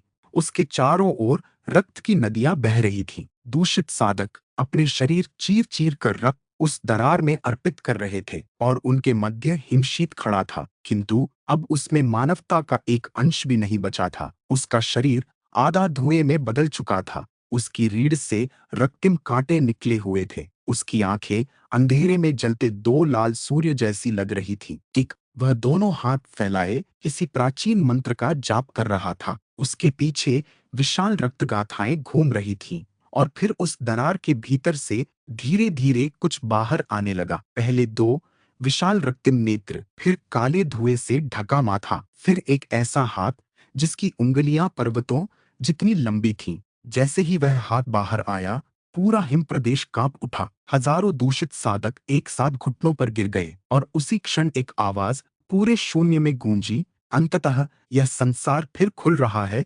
दृश्य इतना भयावह था कि शिवम की चेतना कांप उठी। उसके मुंह से रक्त बह निकला। साध्वी यामिनी तुरंत उसकी ओर मुड़ी। शिवम, किंतु इस बार उसने स्वयं को संभाल लिया। उसकी आंखों में अब केवल भय नहीं था, बल्कि गहरी समझ थी। उसने ऊपर रक्तिम आकाश की ओर देखा, फिर धीरे धीरे बोला, यह युद्ध तयशून्य गुरुकुल के लिए नहीं था। पूरा वातावरण शांत हो गया। आत्मजागरण पूर्वज ने उसकी ओर देखा। शिवम की आवाज भारी होती गई। वे हमें यहाँ बांध कर रखना चाहते थे ताकि दूसरा अधिपति बिना रुकावट उतर सके। यह सुनते ही सूर्यदेव की सांस भारी हो गई। वरुण कुंडुन तक कुछ क्षणों के लिए मौन हो गया, क्योंकि अब सब समझ चुके थे तयशून्य गुरुकुल पर हमला केवल शुरुआत थी। वास्तविक विनाश अभी आना बाकी था। तभी आत्मजागरण पूर्वज धीरे धीरे आकाश में उठे। उनका शरीर पहले से अधिक कमजोर दिखाई दे रहा था। त्वचा पर फैली विद्युत दरारें अब स्थायी निशान बन चुकी थीं, किंतु उनकी आंखों में अब भी वही अडिग स्वर्गीय बिजली जल रही थी। उन्होंने पूरे युद्ध क्षेत्र को देखा। टूटती रक्षा रेखाएं, दूषित भूमि, मरते शिष्य और दूर उत्तर दिशा से उठती प्रलयकारी ऊर्जा। फिर उनका स्वर पूरे बांस शिखर पर्वत में गूंजा। आज से हवा भारी हो गई। ये युद्ध केवल तयशून्य गुरुकुल का नहीं रहेगा। अगले ही क्षण उन्होंने दोनों हाथ आकाश की ओर उठाए। विशाल नीली गाथाएं पूरे आकाश में चमक उठी। वे संदेश गाथाएं थी, प्राचीन संप्रदायों को भेजे जाने वाले आपात संकेत। पूरा आर्यलोक उस प्रकाश को देखने वाला था। आर्यलोक के सभी प्राचीन संप्रदायों को बुलाओ। उनकी आवाज बिजली की गर्जना जैसी गूंजी, क्योंकि रक्तलोक का दूसरा अधिपति जाग चुका है। उसी क्षण दूर उत्तर दिशा से फिर वही गर्जना सुनाई दी, इस बार पहले से भी अधिक निकट और अधिक भूखी। और हिमसीमा अमर संप्रदाय के ऊपर फटे हुए आकाश के भीतर वह विशाल रक्तिम हाथ धीरे धीरे और बाहर निकलने लगा। तयशून्य गुरुकुल के ऊपर चमकती हुई वे विशाल नीली संदेश गाथाएं पूरे रक्तिम आकाश को चीरती हुई दूर दूर तक फैलने लगी। ऐसा लग रहा था मानो स्वयं स्वर्ग में बिजली की नदियां बह उठी हों। प्रत्येक गाथा के भीतर प्राचीन प्रतीक चमक रहे थे। आपातकाल, महाविनाश, संपूर्ण युद्ध। यह वह संकेत था जिसे तयशून्य गुरुकुल केवल तब उपयोग करता था जब पूरा आर्यलोक विनाश के किनारे खड़ा हो। जैसे ही वे गाथाएं आकाश में फैली, पूरे बांस शिखर पर्वत पर अजीब सन्नाटा छा गया। घायल शिष्य, युद्ध करते आचार्य, यहाँ तक कि दूषित रक्तजीव भी कुछ क्षणों के लिए उस प्रकाश को देखने लगे, क्योंकि हर कोई समझ गया था अब यह युद्ध साधारण नहीं रहा। उत्तर दिशा में रक्तलोक की गर्जनाएं अब और निकट महसूस हो रही थीं। हिमसीमा अमर संप्रदाय की दिशा से उठती रक्तिम ऊर्जा पूरे आकाश को दूषित कर रही थी। फटा हुआ आकाश लगातार चौड़ा हो रहा था। उसके भीतर घूमती लाल बिजली ऐसी प्रतीत होती थी मानो किसी प्राचीन दानव की नसें स्वयं स्वर्ग के भीतर फैल गई हों। लाल वर्षा अब केवल तयशून्य गुरुकुल तक सीमित नहीं रही थी। दूर पर्वतीय घाटियों में भी रक्तिम धुंध उतरने लगी थी। बांस शिखर पर्वत की पवित्र ऊर्जा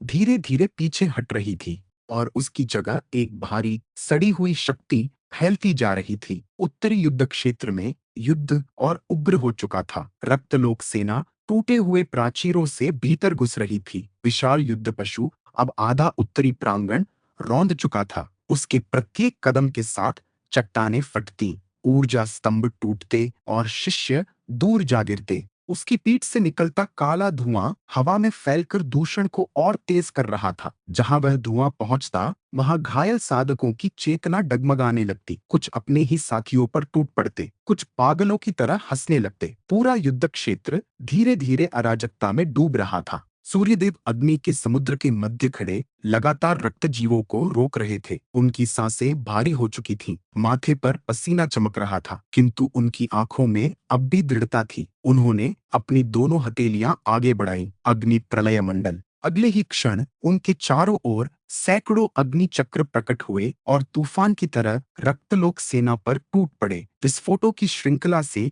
पूरा उत्तरी क्षेत्र कांप उठा। अनेक विकृत जीव जलकर राख हो गए, किंतु कुछ ही क्षण बाद उनकी राख दूषित भूमि से जुड़कर फिर हिलने लगी। सूर्यदेव की आंखों में पहली बार झुंझलाहट चमकी। ये खत्म ही नहीं होते। दूसरी ओर वरुण, कुनलुन और आर्या देवी का साथ मिलकर अग्रिम रक्षा रेखा संभाले हुए थे। वरुण की तलवार बिजली की तरह चमकती।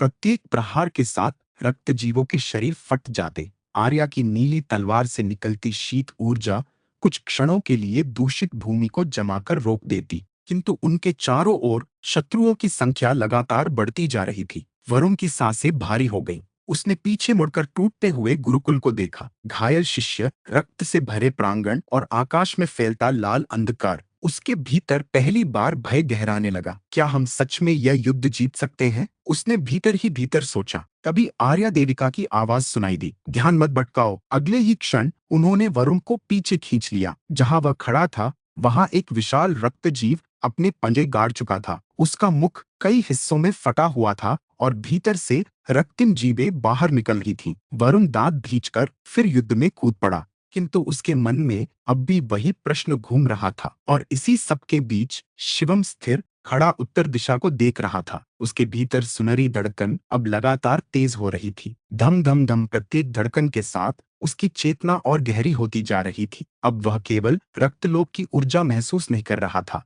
बल्कि उसके भीतर की भूख भी सुन पा रहा था। उसने फिर हिमसीमा अमर संप्रदाय का दृश्य देखा। विशाल रक्तिम दरार अब इतनी बड़ी हो चुकी थी कि उसके भीतर पूरा पर्वत समा सकता था। उसके चारों ओर घूमती रक्त गाथाएं अब स्थिर नहीं थीं। वे किसी जीवित हृदय की तरह धड़क रही थीं, और उस दरार के भीतर दूसरा अधिपति धीरे धीरे जाग रहा था। इस बार शिवम ने केवल उसका हाथ या नेत्र नहीं देखे, उसने उसका विशाल चेहरा देखा। काले धुएं से ढका हुआ, माथे पर अनगिनत रक्तिम नेत्र, और उन नेत्रों के भीतर कैद थी असंख्य आत्माएं। वे लगातार चीख रही थी।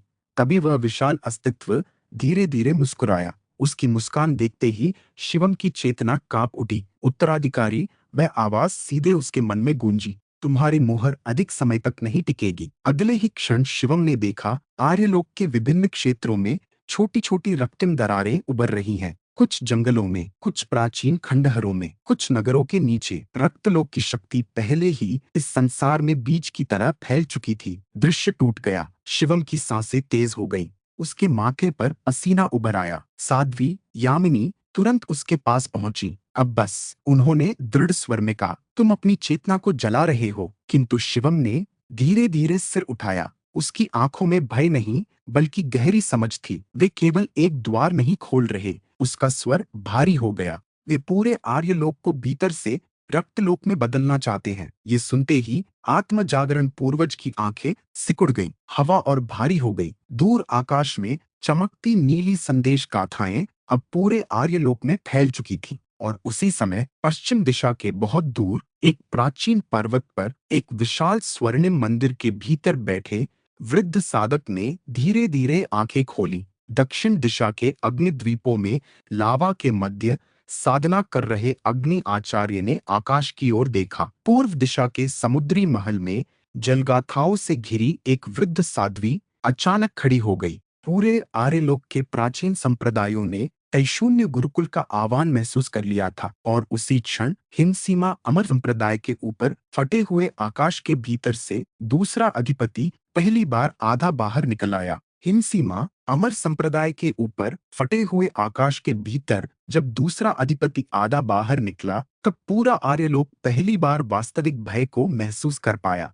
वह केवल एक विशाल अस्तित्व नहीं था, वह स्वयं विनाश की मूर्ति प्रतीत हो रहा था। उसका शरीर काले धुएं और रक्तिम मांस से बना था। उसकी त्वचा पर अनगिनत रक्तगाथाएं चल रही थीं, मानो उसके भीतर हजारों जीवित आत्माएं कैद हों। उसके माथे पर खुले रक्तिम नेत्र अलग अलग दिशाओं में घूम रहे थे। प्रत्येक नेत्र के भीतर एक अलग संसार जैसा अंधकार दिखाई देता था। उसकी सांसों से निकलता धुआं हिमसीमा पर्वतों को काला कर रहा था। जहां वह धुआं फैलता, वहां की बर्फ तुरंत रक्तिम हो जाती। पूरा उत्तर दिशा का आकाश अब किसी प्राचीन नरक जैसा लगने लगा था। और सबसे भयावह बात, वह अभी पूरी तरह बाहर भी नहीं आया था। फिर भी उसकी उपस्थिति पूरे आर्यलोक की आध्यात्मिक ऊर्जा को दबाने लगी थी। तैशून्य गुरुकुल में खड़े अनेक शिष्य उसी क्षण घुटनों के बल गिर पड़े। उनकी आत्माएं उस दबाव को सहन नहीं कर पा रही थी। कुछ तो केवल उस दिशा में देखते ही चेतना खो बैठे। वरुण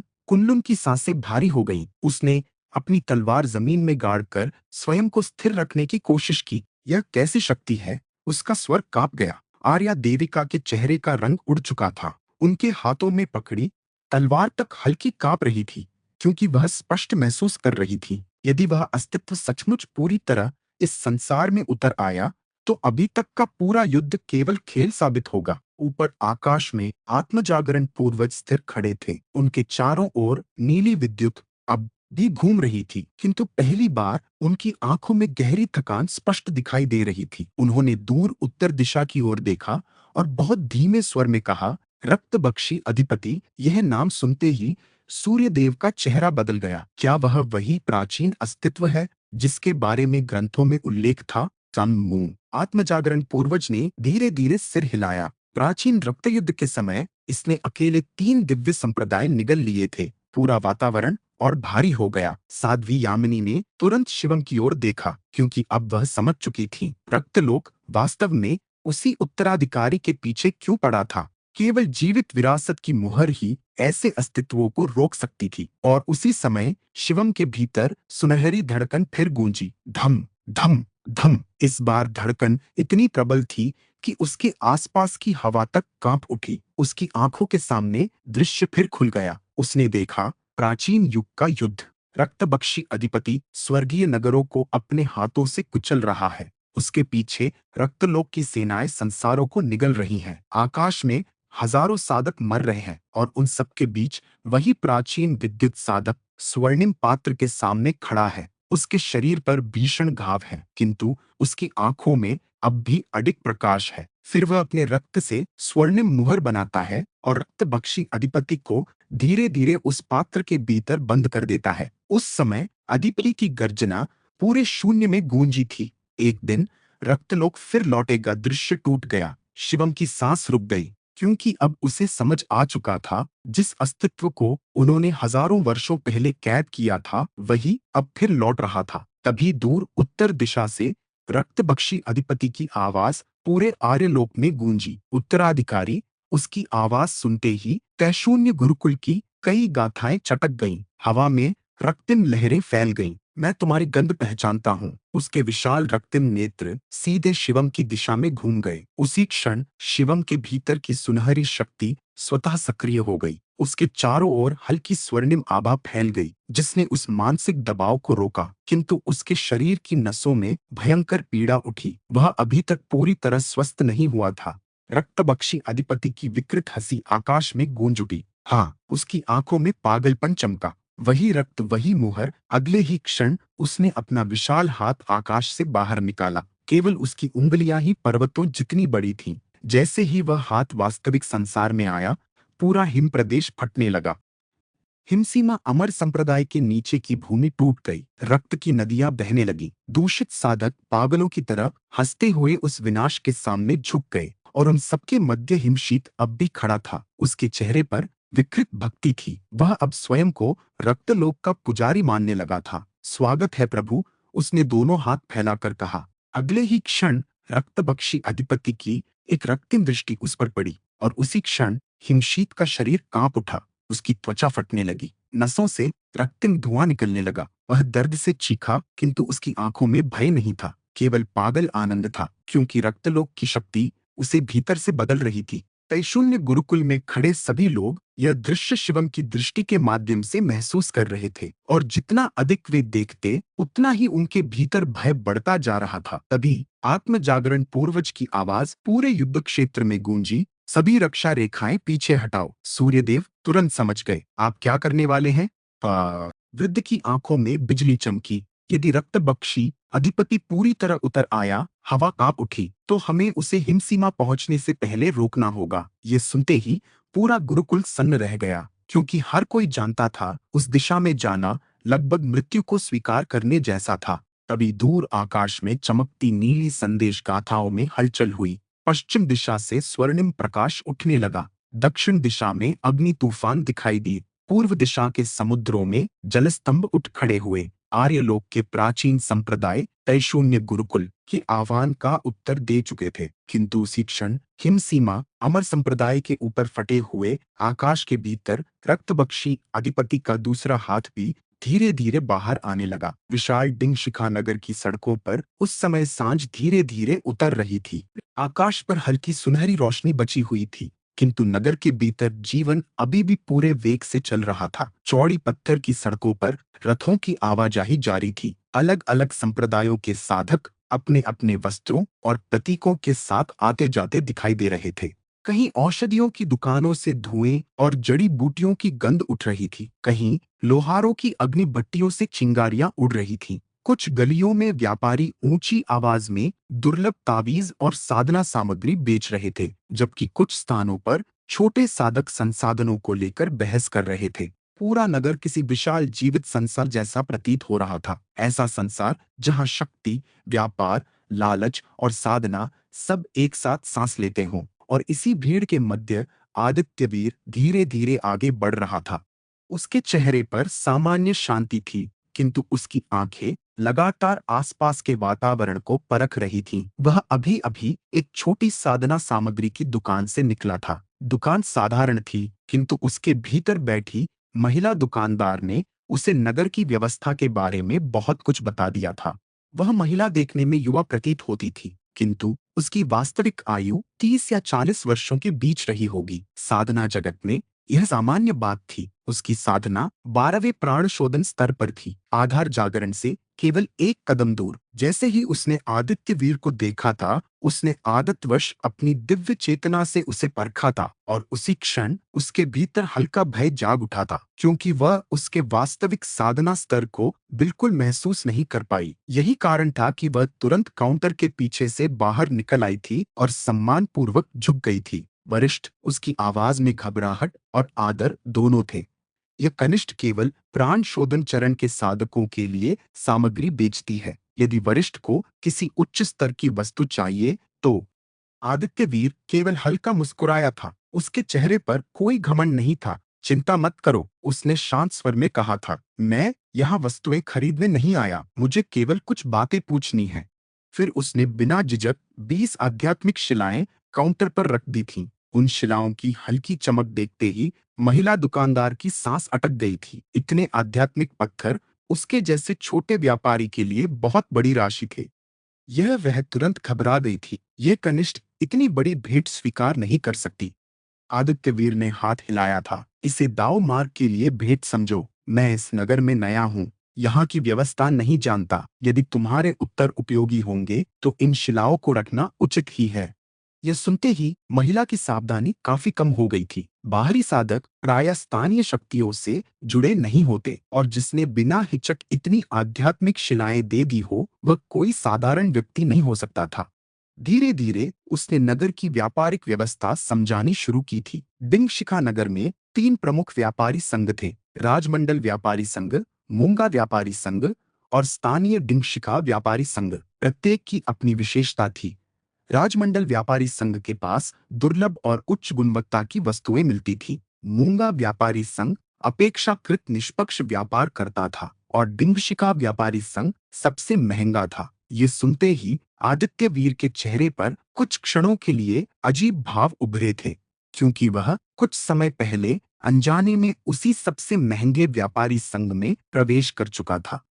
महिला दुकानदार हल्का हंसी थी। यदि वरिष्ठ को वस्तुएं खरीदनी हो तो छोटी दुकानों में प्रयास करना बेहतर होगा। हमारी वस्तुएं भले कम गुणवत्ता की हों, किंतु मूल्य कम होता है। और यदि कोई वस्तु बेचनी हो, उसके चेहरे पर गंभीरता लौट आई थी, तो बड़े व्यापारी संघों में जाना ही उचित होगा। छोटे व्यापारियों के पास इतना संसाधन नहीं होता। आदित्य वीर ने धीरे धीरे सिर हिलाया था। वस्तुओं की गुणवत्ता उसके लिए बड़ी समस्या नहीं थी। उसके पास दिव्य खजाना पात्र था, ऐसी रहस्यमयी वस्तु जो सामान्य सामग्री को भी अद्भुत स्तर तक उन्नत कर सकती थी।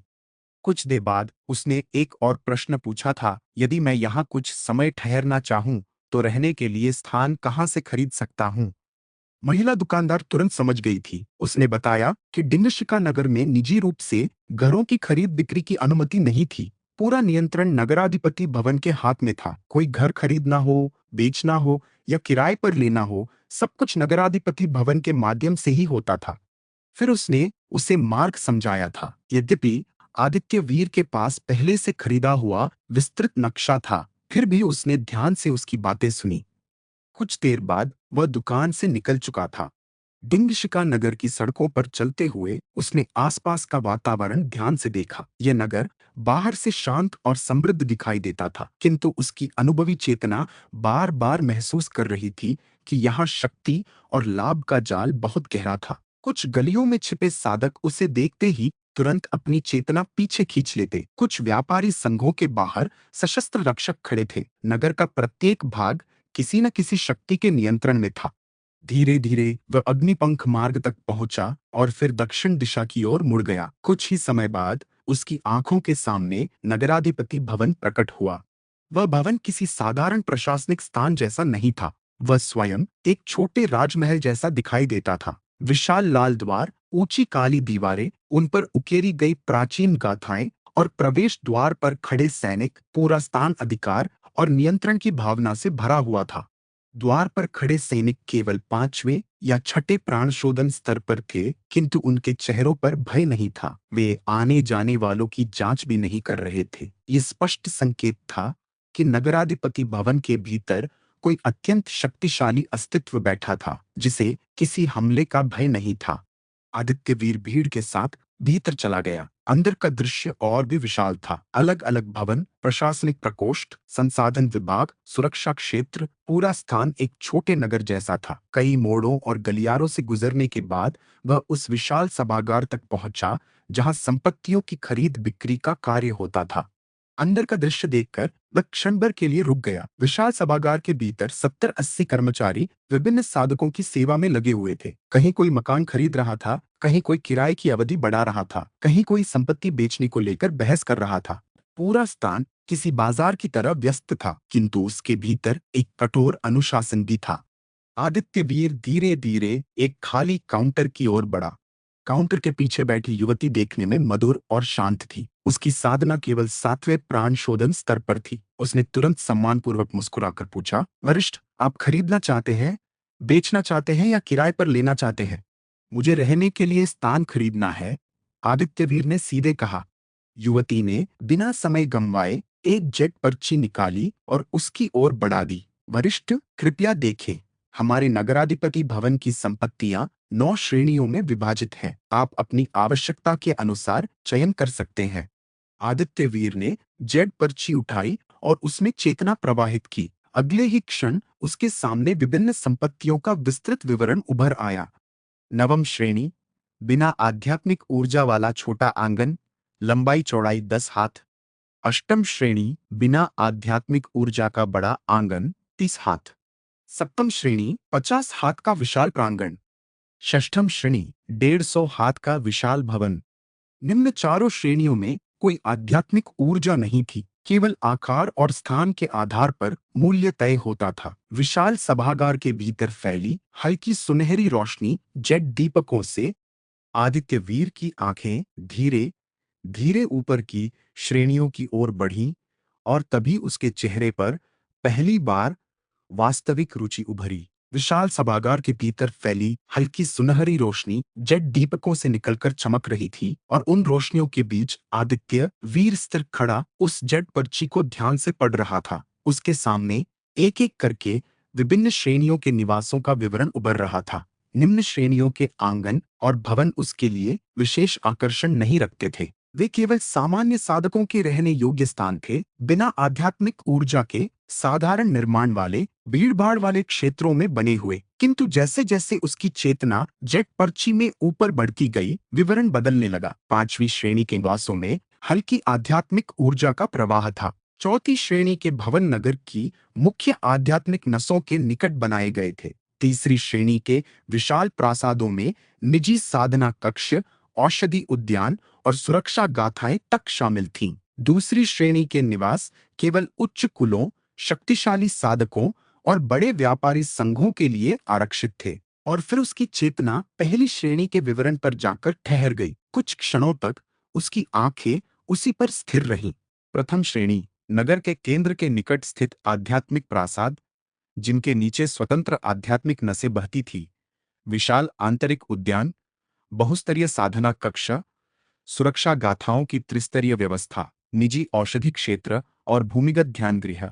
ऐसे निवास पूरे डिंगशिखा नगर में केवल 9 थे और उनमें से अधिकांश पहले से शक्तिशाली कुलों या नगराधिपति भवन के विशेष सहयोगियों के नियंत्रण में थे। जेट पर्ची के भीतर उनके मूल्य भी अंकित थे और जैसे ही आदित्य वीर ने वह राशि देखी, उसके भीतर हल्की मुस्कान उभरी। यदि वह सामान्य साधक होता तो शायद जीवन भर साधना करने के बाद भी इतनी संपत्ति इकट्ठी न कर पाता, किंतु उसके पास दिव्य खजाना पात्र था। साधारण वस्तुओं को भी दुर्लभ खजानों में बदल देने वाली वह शक्ति उसे सामान्य साधकों से बहुत अलग बनाती थी। काउंटर के पीछे बैठी युवती अब भी विनम्र मुस्कान के साथ उसे देख रही थी, किंतु भीतर ही भीतर वह अनुमान लगाने की कोशिश कर रही थी कि यह रहस्यमयी साधक कौन है। उसकी चेतना से स्पष्ट था कि सामने खड़ा व्यक्ति सामान्य आधार जागरण साधक नहीं था। उसके भीतर ऐसी स्थिरता थी जो केवल लंबे अनुभव और गहरी साधना से आती है।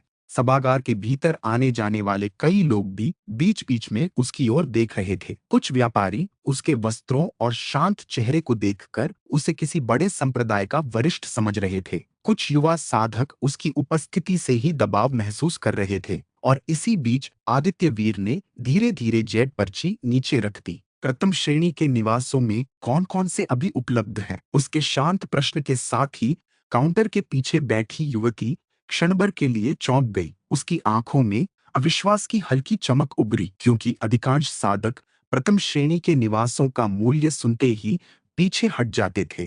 कुछ तो केवल उन्हें देखने का साहस भी नहीं करते थे, किंतु सामने खड़ा यह व्यक्ति ऐसे पूछ रहा था मानो वह साधारण आंगन खरीदने आया हो। युवती तुरंत संभली और आदरपूर्वक बोली, वरिष्ठ, वर्तमान में केवल 2 प्रथम श्रेणी प्रासाद उपलब्ध हैं। एक पूर्वी आध्यात्मिक झील के निकट है और दूसरा अग्निपंख मार्ग के पीछे स्थित पर्वतीय क्षेत्र में। उसने जल्दी से दूसरी जेट पर्ची निकाली और उसमें दोनों प्रासादों का विस्तृत चित्र उभार दिया। अगले ही क्षण आदित्य वीर की आंखों के सामने 2 विशाल प्रासादों की छवियां प्रकट हुईं। पहला प्रासाद शांत जलाशय के किनारे बना था, जहां चारों ओर नीले वृक्ष और आध्यात्मिक धुंध फैली हुई थी। दूसरा प्रासाद पर्वतीय चट्टानों के बीच स्थित था, जहां से पूरे डिंगशिखा नगर का दृश्य दिखाई देता था। उसके नीचे बहती आध्यात्मिक नसें पहले प्रासाद की तुलना में अधिक शक्तिशाली थीं। प्रासाद के चारों ओर सुरक्षा गाताएं भी अधिक जटिल थीं। जैसे ही आदित्य वीर की दृष्टि दूसरे प्रासाद पर रुकी, उसके भीतर हल्की रुचि जागी। उसे भीड़ और शोर पसंद नहीं था। पर्वतीय क्षेत्र का वह एकांत स्थान उसके लिए अधिक उपयुक्त था। किंतु उसी क्षण उसकी चेतना ने सभागार के भीतर एक हल्की हलचल महसूस की। कुछ दूरी पर खड़े 2 साधक धीरे धीरे उसकी ओर देख रहे थे। उनके वस्त्रों पर डिंगशिखा व्यापारी संघ का चिन्ह बना हुआ था। उनमें से एक की आंखों में लालच साफ दिखाई दे रहा था, क्योंकि प्रथम श्रेणी का निवास खरीदने वाला व्यक्ति साधारण नहीं हो सकता था। ऐसे लोग या तो अत्यंत धनी होते थे या अत्यंत खतरनाक। आदित्य वीर ने बिना उनकी ओर देखे ही उनकी उपस्थिति महसूस कर ली, किंतु उसके चेहरे पर कोई परिवर्तन नहीं आया। उसने केवल शांत स्वर में पूछा, पर्वतीय प्रासाद की कीमत? युवती ने हल्का झुककर उत्तर दिया, वरिष्ठ, उसकी कुल कीमत 8,000 उच्च श्रेणी आध्यात्मिक शिलाएं हैं और साथ में नगराधिपति भवन को वार्षिक सुरक्षा कर अलग देना होगा। ये सुनते ही आसपास खड़े कई साधकों ने अनायास सांस खींच ली। इतनी राशि सुनना ही अधिकांश लोगों के लिए असंभव था, किंतु आदित्यवीर का चेहरा बिल्कुल नहीं बदला। उसने केवल एक बार फिर उस प्रासाद की छवि देखी। ऊंची काली चट्टानों के बीच बना विशाल भवन, चारों ओर घूमती सुरक्षा गाथाएं, भीतर शांत साधना कक्ष और उसके नीचे बहती प्रबल आध्यात्मिक नस। फिर धीरे धीरे उसके होंठों पर हल्की मुस्कान उभरी, क्योंकि उसी क्षण उसके भीतर एक और विचार जन्म ले चुका था। यदि वह इस नगर में कुछ समय रुकने वाला है, तो यह स्थान केवल निवास नहीं, बल्कि भविष्य की योजनाओं का आधार भी बन सकता है। विशाल सभागार के भीतर उस समय हल्की फुसफुसाहटें फैलने लगी थीं। जैसे ही काउंटर के पीछे बैठी युवती ने पर्वतीय प्रथम श्रेणी प्रासाद की कीमत बताई थी, आसपास खड़े अनेक साधकों की दृष्टि अनायास आदित्य वीर की ओर मुड़ गई थी। 8,000 उच्च श्रेणी आध्यात्मिक शिलाएं, यह केवल बड़ी राशि नहीं थी, बल्कि ऐसी संपत्ति थी जिसे देखकर अधिकांश छोटे संप्रदाय भी कांप जाए। सामान्य साधक जीवन भर साधना करते हुए भी इतनी संपत्ति का केवल स्वप्न ही देख सकते थे। कुछ व्यापारियों के चेहरों पर ईर्ष्या उभरी थी, कुछ के भीतर लालच जागा था और कुछ अनुभवी साधकों की आंखों में सावधानी उतर आई थी, क्योंकि साधना जगत में इतना धन या तो अत्यंत शक्तिशाली लोगों के पास होता था, या फिर उन लोगों के पास जिन्हें छेड़ना मृत्यु को बुलाने जैसा होता था। किंतु इस सब के बीच आदित्य वीर का चेहरा बिल्कुल शांत था। उसकी दृष्टि अब भी उस जड़ छवि पर टिकी हुई थी, जिसमें पर्वतीय प्रासाद दिखाई दे रहा था। ऊंची काली चट्टानों के मध्य बना वह विशाल भवन किसी प्राचीन किले जैसा प्रतीत हो रहा था। उसके चारों ओर 3 परतों वाली सुरक्षा गाताएं घूम रही थीं। भीतर विशाल आंगन, ध्यान गृह, साधना कक्ष और निजी औषधि उद्यान तक दिखाई दे रहे थे। सबसे महत्वपूर्ण बात, उस प्रासाद के नीचे बहती आध्यात्मिक नस अत्यंत प्रबल थी। हल्की धुंध के रूप में आध्यात्मिक ऊर्जा लगातार भूमि से उठती रहती थी। ऐसा स्थान किसी साधारण साधक के लिए विलासिता हो सकता था, किंतु आदित्य वीर के लिए वह भविष्य की योजनाओं का आधार बन सकता था। उसके भीतर छिपा दिव्य खजाना पात्र साधारण वस्तुओं को दुर्लभ खजानों में बदल सकता था। यदि उसे स्थिर और सुरक्षित स्थान मिल जाए, तो वह धीरे धीरे अपनी शक्ति और संसाधन दोनों बढ़ा सकता था। और सबसे महत्वपूर्ण बात, पर्वतीय क्षेत्र अपेक्षाकृत एकांत था। वहां अनावश्यक निगाहें कम पहुंचती। तभी उसकी चेतना ने फिर वही हल्की हलचल महसूस की। कुछ दूरी पर खड़े डिंगशिका व्यापारी संघ के वे 2 साधक अब भी उसकी ओर देख रहे थे। उनमें से एक लंबा और दुबला व्यक्ति था, जिसकी आंखें लगातार गणना करती प्रतीत होती थीं। दूसरे के चेहरे पर बनावटी मुस्कान थी, किंतु उसकी दृष्टि किसी शिकारी जैसी थी। वे स्पष्ट रूप से आदित्य वीर की पहचान और संपत्ति का अनुमान लगाने की कोशिश कर रहे थे। साधना जगत में ऐसे लोग हर बड़े नगर में होते थे। वे सीधे डकैती नहीं करते, किंतु धनवान बाहरी साधकों की जानकारी इकट्ठी कर सही लोगों तक पहुंचा देते थे। आदित्य वीर ने बिना उनकी ओर देखे ही सब समझ लिया, किंतु उसके भीतर कोई चिंता नहीं थी। उसकी वर्तमान साधना शक्ति सामान्य आधार जागरण साधकों से बहुत ऊपर थी, और यदि स्थिति गंभीर हुई तो उसके पास दिव्य खजाना पात्र भी था। फिर भी उसने भीतर ही भीतर सावधानी रखी, क्योंकि बड़ा नगर केवल शक्ति का स्थान नहीं होता, वह षड्यंत्रों का जाल भी होता है। तभी काउंटर के पीछे बैठी युवती ने धीरे से पूछा, वरिष्ठ, क्या आप वह प्रासाद देखना चाहेंगे? यदि हाँ, तो नगराधिपति भवन की ओर से विशेष मार्गदर्शक भेजा जा सकता है। उसकी आवाज पहले से अधिक सम्मानपूर्ण हो चुकी थी, क्योंकि अब उसे स्पष्ट हो गया था कि सामने खड़ा व्यक्ति वास्तव में प्रथम श्रेणी का निवास खरीदने की क्षमता रखता है। आदित्य वीर ने कुछ क्षण विचार किया, फिर उसने शांत स्वर में कहा, पहले मुझे उसके नियम बताओ। युवती तुरंत सीधी बैठ गई। प्रथम श्रेणी प्रासाद केवल धन से नहीं खरीदे जा सकते, उसने धीमे स्वर में कहा। नगराधिपति भवन प्रत्येक खरीदार की पृष्ठभूमि जांचता है। यदि व्यक्ति किसी अपराध, शत्रु संप्रदाय या निषिद्ध संगठन से जुड़ा हो, तो बिक्री रोकी जा सकती है। ये सुनते ही आदित्यवीर के भीतर हल्की सतर्कता उभरी। उसके पास कोई स्थायी पहचान नहीं थी, वह बाहरी साधक था, और उसके पास कुछ ऐसे रहस्य थे जिन्हें किसी भी कीमत पर उजागर नहीं होना चाहिए था।